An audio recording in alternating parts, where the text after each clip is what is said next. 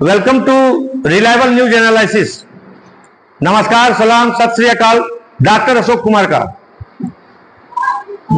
Dear students, इस channel के माध्यम से आपको 9, 10, 11, 12 एवं different competitive examinations, BPSC, UPSC, civil services examinations इत्यादि से संबंधित काफी उपयोगी current affairs, general studies, English, history, political science इत्यादि का एक्सप्लेनेशन किया जाता है।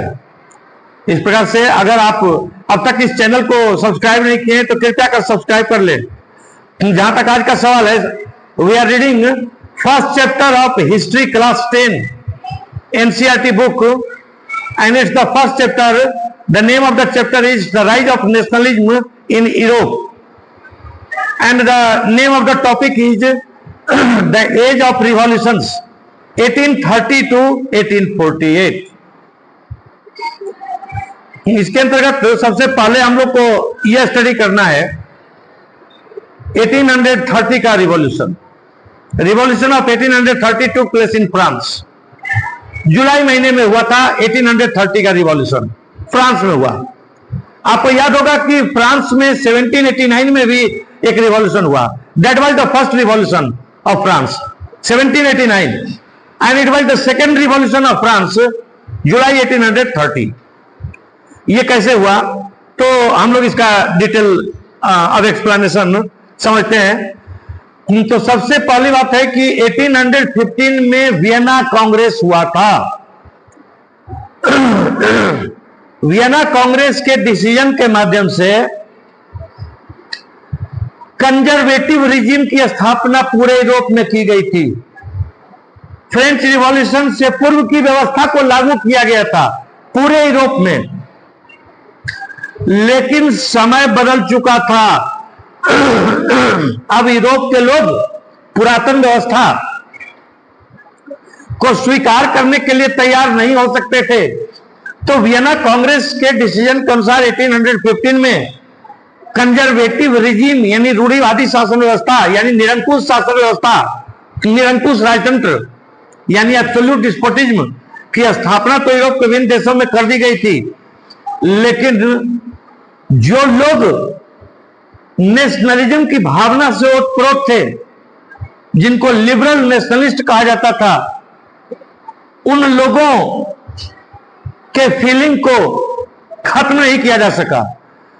उन लोगों के ऊपर कठोर कार्रवाई की गई। जब कंजर्वेटिव शासन की स्थापना हुई तो जो लिबरल नेशनलिस्ट थे, जो नेशन स्टेट की स्थापना चाहते थे, जो एब्सोल्यूट डिस्पोटिज्म का खात्मा चाहते थे, ऑटोक्रेसी को जो खत्म कर देना चाहते थे, ऐसे लोगों के ऊपर कंजर्वेटिव रिजीम के द्वारा, निरंकुश राजाओं के द्वारा कठोर कार्रवाई की गई। अब लिबरल नेशनलिस्ट जो थे अंडरग्राउंड हो गए, भूमिगत हो गए, छिप करके अब अपना काम करने लगे। अब ऐसे लोगों को जो लिबरल नेशनलिस्ट पहले कहे जाते थे, अब ऐसे लोग लिबरल रिवॉल्यूशनरीज या रिवॉल्यूशनरीज हो गए। अब ये लोग किसी भी प्रकार से हिंसा का सहारा भी लेकर के डिस्पोटिज्म को यानी निरंकुश राजतंत्र को खत्म कर देना चाहते थे किसी भी प्रकार से। और पिछले एपिसोड में हम लोगों ने स्टडी किया था कि इस समय पूरे यूरोप में लिबरल नेशनलिस्टों का जो सबसे बड़ा प्रेरणा स्रोत था, सबसे बड़ा मेंटर यानी टीचर यानी गुरु था, वो था गुइसेप मेजनी। इस समय मेजनी के फॉलोअर्स, अनुयायी पूरे यूरोप में फैले हुए थे। मेजनी इटली को एक यूनिफाई करके एक इटालियन भाषा बोलने वाले लोगों का एक कंट्री बनाना चाहता था। By that time Italy was not a country. Italian क्षेत्रों के ऊपर डिफरेंट राजाओं का, निरंकुश राजाओं का कब्जा था। मेजनी चाहता था कि सभी इटली भाषा बोलने वाले लोगों का एक इटली नाम का कंट्री हो, और इसी प्रकार से जर्मन भाषा बोलने वाले लोगों का एक जर्मनी नाम का कंट्री हो। लेकिन by that time Germany was not a country. तो इस तरह से यंग इटली और यंग जर्मनी नाम के यंग यूरोप, यंग इटली और यंग यूरोप नाम के ऑर्गेनाइजेशन की स्थापना करके गुइसेप मेजनी ने पूरे यूरोप में रिवॉल्यूशन की अलख जगाने का काम किया था। ये जो लिबरल रिवॉल्यूशनरीज या रिवॉल्यूशनरीज जिसको कह सकते हैं आप, इसके अंतर्गत थे कौन? इसके अंतर्गत थे यंग लोग, नौजवान थे, इसके अंतर्गत एजुकेटेड लोग थे, प्रोफेसर थे, टीचर थे, डॉक्टर थे, एडवोकेट थे, इसके अंतर्गत क्लर्क थे, प्यून थे, स्टूडेंट्स थे, इंडस्ट्रियलिस्ट थे, ट्रेडर्स थे, इस टाइप के लोग थे। यानी या तो पढ़े लिखे लोग थे या शहर के ऐसे व्यापारी, व्यवसायी, उद्योगपति थे जिनके पास पैसा था, जो प्रोग्रेस करना चाहते थे और एब्सोल्यूट डिस्पोटिज्म प्रोग्रेस के रास्ते में बाधा थी। इसलिए ये लोग डिस्पोटिज्म का विरोध करते थे और नेशन स्टेट का निर्माण करना चाहते थे। तो रिवॉल्यूशनरीज की गतिविधियां इटली के विभिन्न क्षेत्रों में, इटली इस समय अनगिनत क्षेत्रों में बटा हुआ था, जिसके अंतर्गत कुछ प्रमुख था जिसका इस समय उल्लेख मैं करना चाहता हूं। Lombardy, Venetia, Sicily, Naples, Parma, Tuscany, Modena, Rome इत्यादि। और जर्मनी भी अनगिनत भागों में बटा हुआ था।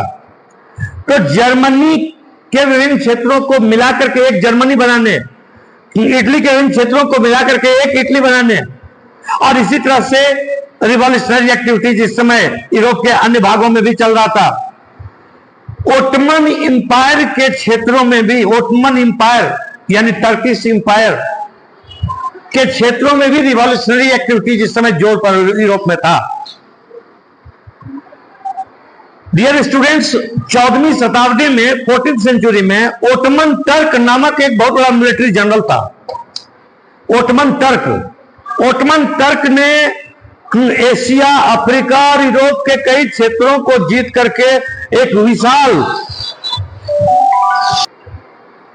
तो ओटमन टर्क ने जिस ह्यूज ओटमन इंपायर या इसको उस्मानी साम्राज्य या इसको टर्किश इंपायर के नाम से जाना जाता था, तो 14वीं शताब्दी में जिस ह्यूज टर्किश इंपायर की स्थापना ओटमन टर्क ने की थी, 19th सेंचुरी आते आते वो ओटमन इंपायर पतनोन्मुखी हो गया। उसके एक एक क्षेत्र धीरे धीरे करके स्वतंत्र हो रहे थे। देखिए, कंपटीशन में आपको ये क्वेश्चन हमेशा पूछता है। 19th सेंचुरी में चूंकि ओटमन इंपायर डिक्लाइन कर रहा था, उसके क्षेत्र धीरे धीरे करके स्वतंत्र हो रहे थे, इसलिए ओटमन इंपायर को 19th सेंचुरी में क्या कहा जाता था? सिक man of Europe. Sick man of Europe यानी यूरोप का मरीज, यूरोप का मरीज कहा जाता था ओटमन इंपायर को। कोई आदमी बीमार हो जाता है या कोई जीव, तो उसके ऊपर तरह तरह का पैथोजेंस, कीड़ा मकोड़ा सब अटैक करना चाहता है। जब तक आदमी स्वस्थ रहता है तब तक उसके ऊपर कोई नहीं अटैक करता है। तो चूंकि ओटमन इंपायर डिक्लाइनिंग हो गया था 19th सेंचुरी में, उसके एक एक क्षेत्र धीरे धीरे स्वतंत्र हो रहे थे, इसलिए उसके ऊपर गिद्ध दृष्टि लगी हुई थी रसा की, तो अदर कंट्रीज की, और उसके क्षेत्र भी धीरे धीरे करके स्वतंत्र हो रहे थे। तो रिवॉल्यूशनरी मूवमेंट इस समय ओटमन इंपायर के क्षेत्रों में भी चल रहा था, इटालियन क्षेत्रों में चल रहा था, जर्मन स्टेट्स में चल रहा था। जर्मनी भी एक उस समय कंट्री नहीं था। जर्मनी अनगिनत भागों में बटा हुआ था, जिसके अंतर्गत प्रमुख था सार्डिनिया, पीडमोंट, सेवाय, ये इसके अतिरिक्त उसके अन्य कई क्षेत्र थे। तो सार्डिनिया, पीडमोंट, सेवाय इत्यादि और अन्य जर्मन क्षेत्रों में भी इस समय रिवॉल्यूशनरी मूवमेंट जोर शोर से चलाया जा रहा था। साथ ही साथ आयरलैंड में रिवॉल्यूशनरी मूवमेंट चल रहा था और पोलैंड में पोलिश लोग भी एक इंडिपेंडेंट पोलैंड नामक नेशन स्टेट का निर्माण करना चाहते थे। तो इन सभी रिवॉल्यूशनरी एक्टिविटीज का नेतृत्व वही लिबरल नेशनलिस्ट कर रहे थे, जिनको अब रिवॉल्यूशनरीज कहा जा रहा था, जिसके अंतर्गत मिडिल क्लास के लोग थे, इंटेलेक्चुअल लोग थे, teacher, doctor, advocate, professor, clerk, students, व्यापारी, व्यवसायी, उद्योगपति इत्यादि जिसके अंतर्गत शामिल थे। और ये रिवॉल्यूशनरी मूवमेंट जो चल रहा था, जो अंडरग्राउंड था, क्योंकि विभिन्न यूरोपीय देशों में ऑर्थोडॉक्स रिजीम थी जिसके डर से रिवॉल्यूशनरीज अंडरग्राउंड होकर के अपना काम कर रहे थे। इसका सबसे पहला रिजल्ट निकला जुलाई 1830 में। जुलाई 1830 में फ्रांस में रिवॉल्यूशन हो गया। It was the second French revolution. The first French revolution had taken place in 1789, लेकिन जुलाई 1830 में सेकेंड फ्रेंच रिवॉल्यूशन हो गया। इस रिवॉल्यूशन का परिणाम क्या हुआ कि जिस बर्बन डायनेस्टी को शासन की सत्ता दी गई थी वियना कांग्रेस के डिसीजन के अनुसार, वो बर्बन डायनेस्टी का राजा गद्दी छोड़कर भाग गया। ठीक है, 1830 के रिवॉल्यूशन के परिणाम स्वरूप बर्बन डायनेस्टी का किंग फ्रांस की गद्दी को छोड़ करके भाग गया, क्योंकि उसके खिलाफ जनता ने रिवोल्ट कर दिया। चूंकि उसके पूर्वज थे 1789 में लुई 16, आप लोगों को याद होगा कि इसी रिवॉल्यूशन में लुई 16 नहीं भागा था तो उसको गिलोटिन पर चढ़ा दिया गया था, उसको मौत के घाट उतार दिया गया था, वाइफ हस्बैंड दोनों को, लुई 16 और उसकी वाइफ मेरी एंटवाइनेट को। तो इस कारण से इस समय जुलाई 1830 में बर्बन डायनेस्टी का जो किंग था वो गद्दी छोड़कर भाग गया। इस समय फ्रांस में जो जुलाई 1830 में रिवोल्ट हुआ, इस रिवोल्ट का नेतृत्व कौन कर रहा था? इस रिवोल्ट का नेतृत्व कर रहा था और कोई नहीं, बर्बन डायनेस्टी के जो किंग थे उनका दामाद इस रिवॉल्यूशन का लीडरशिप कर रहा था। उनके दामाद का नाम था लुई फिलिप। तो लुई फिलिप ने रिवोल्ट किया।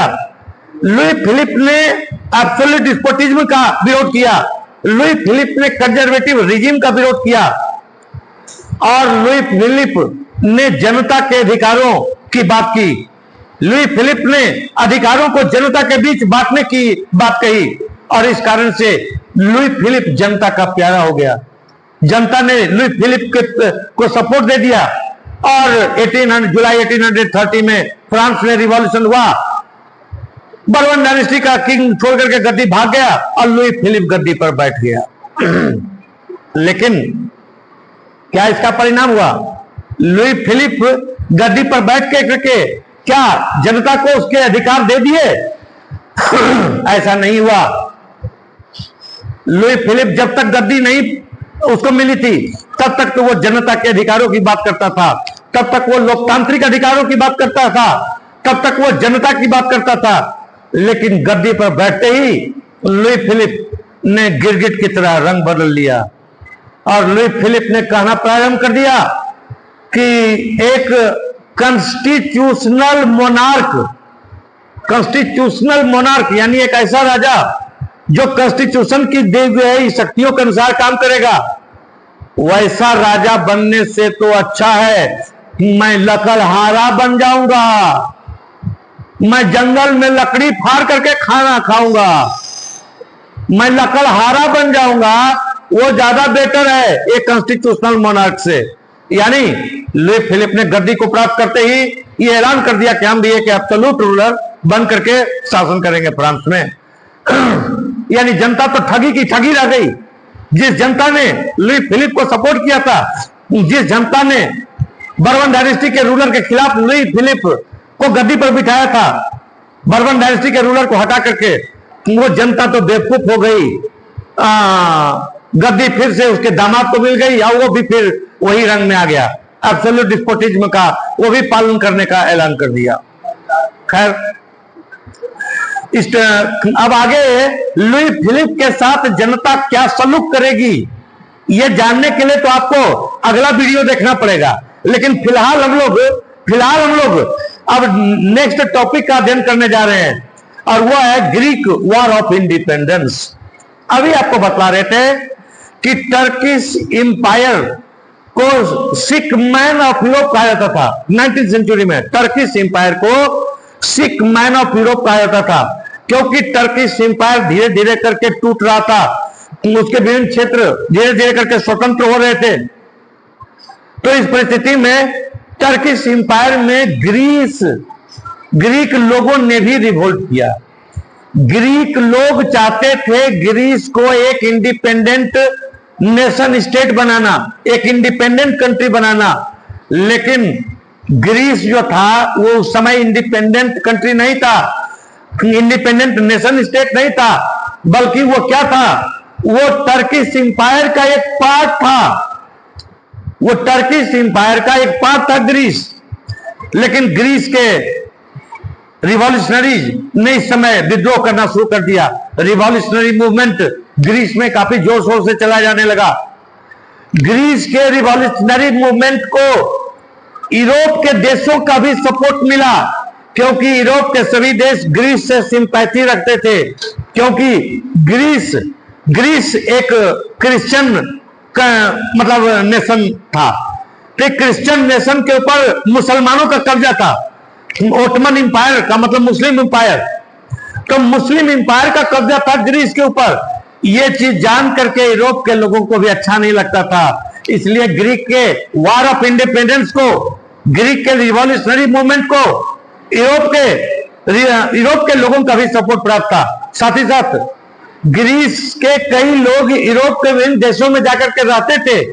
ऐसे लोग जो ग्रीस के जो यूरोप के विभिन्न देशों में जाकर के रह रहे थे, ऐसे लोगों ने भी ग्रीक वॉर ऑफ इंडिपेंडेंस को सपोर्ट किया। और इसका परिणाम हुआ कि 15 से जो है, इसका परिणाम हुआ कि ग्रीक वॉर ऑफ इंडिपेंडेंस को सफलता की प्राप्ति हुई। तो Europe sparked of a struggle for independence amongst the Greeks which began in 1821। 1821 में ग्रीक वॉर ऑफ इंडिपेंडेंस का प्रारंभ हो गया। इसमें यूरोप से भी कई वॉलंटियर सिंपैथी के आधार पर आए और ग्रीक वॉर ऑफ इंडिपेंडेंस में शामिल हुए ओटमन इंपायर के खिलाफ, क्योंकि ओटमन इंपायर से यूरोप के लोग नफरत करते थे कि एक मुस्लिम इंपायर है, ये क्यों एक क्रिश्चियन नेशन को कब्जा में रखेगा। यूरोप के लोग आकर के ग्रीक वॉर ऑफ इंडिपेंडेंस में लड़ते थे। तो nationalist in Greece got support from other Greeks living in exile, जो एग्जाइल में यानी निर्वासन में यूरोप के अन्य भागों में रह रहे थे, उन्होंने भी सपोर्ट किया। West Europeans who had sympathies for ancient Greek culture. आप लोगों को याद होगा कि एंशिएंट टाइम में Greek civilization was the best civilization of the world. Greek civilization was the best civilization of the world. Greek civilization was the guru of the whole world ancient time में। और इस कारण से यूरोप के लोगों को, जिन्होंने ग्रीक सिविलाइजेशन से बहुत कुछ सीखा था, ग्रीक के जो विद्वान थे, ग्रीक के जो साइंटिस्ट थे, उनसे पूरे वर्ल्ड को फायदा हुआ, यूरोप को फायदा हुआ। उन लोगों की सिंपैथी ग्रीक सिविलाइजेशन के प्रति थी कि जो ग्रीक सिविलाइजेशन पूरे दुनिया का गुरु था, पूरे दुनिया को सिविलाइजेशन का पाठ पढ़ाया, वो ग्रीस आज एक मुस्लिम इंपायर के अंतर्गत आ गया है। और इस कारण से यूरोप के लोगों की सिंपैथी थी ग्रीक वॉर ऑफ इंडिपेंडेंस के प्रति। पोएट्स ने, आर्टिस्ट ने इस समय ग्रीस का जो है काफी जोरदार प्रशंसा किया और ग्रीस को बताया cradle of European civilization. Cradle यानी पालना, यूरोपियन सिविलाइजेशन का पालना होता है जिसमें बच्चा को पाला जाता है। तो पोएट्स ने और आर्टिस्टों ने बताया कि Greek civilization was the cradle, पालना था। वहीं पर यूरोपियन सिविलाइजेशन में सब कुछ सीखा। बच्चा पालना में ही बोलना सीखता है, सब कुछ सामाजिक ज्ञान होता है मां के द्वारा उसको, बच्चा को पालना में। तो इस तरह से ग्रीक सिविलाइजेशन को यूरोपियन पोएट्स ने, आर्टिस्ट ने, लिटरेरी पर्सन्स ने जो है क्रेडल बतलाया यूरोपियन सिविलाइजेशन का, कि यूरोप के लोग सिविलाइजेशन का जो भी पाठ पढ़े वो सब ग्रीस से पढ़े। And mobilize the public opinion to support its struggle against a Muslim empire. तो यूरोप के लोगों ने अपने देशों में भी पब्लिक सपोर्ट को मोबिलाइज किया ग्रीक वॉर ऑफ इंडिपेंडेंस को सपोर्ट करने के लिए। इंग्लैंड के एक पोएट थे, इंग्लिश पोएट लॉर्ड बायरन, उन्होंने फंड ऑर्गेनाइज किया। लॉर्ड बायरन ने चंदा कलेक्ट किया ग्रीक वॉर ऑफ इंडिपेंडेंस के लिए। ग्रीक लोगों को इंडिपेंडेंट होने के लिए चंदा कलेक्ट किया लॉर्ड बायरन ने। बहुत बड़े पोएट थे लॉर्ड बायरन, और वो खुद भी युद्ध में लड़ने के लिए गए, ग्रीक वॉर ऑफ इंडिपेंडेंस में खुद शामिल होने के लिए गए, लेकिन उनकी मृत्यु हो गई बुखार लगने से। 1824 में लॉर्ड बायरन की मृत्यु हो गई बुखार लगने के चलते। लेकिन अंतोगत्वा ग्रीक वॉर ऑफ इंडिपेंडेंस को सफलता की प्राप्ति हुई और ट्रीटी ऑफ कॉन्स्टेंटिनोपल साइन हुआ 1832 में। इस treaty of Constantinople signed in 1832 के माध्यम से Greece was recognized as an independent nation. Greece को स्वतंत्रता मिल गई 1832 में, और ग्रीस की स्वतंत्रता को दुनिया के अन्य देशों के साथ साथ टर्किश इंपायर यानी ओटमन इंपायर, जो उसको अपने कब्जे में रखे हुए था, उसने भी एक स्वतंत्र देश के रूप में, एक इंडिपेंडेंट नेशन स्टेट के रूप में ग्रीस को मान्यता दे दी। This is the end of this topic. अगर आप लोगों को एनालिसिस पसंद आता है तो वीडियो को लाइक और शेयर कीजिए। Thank you.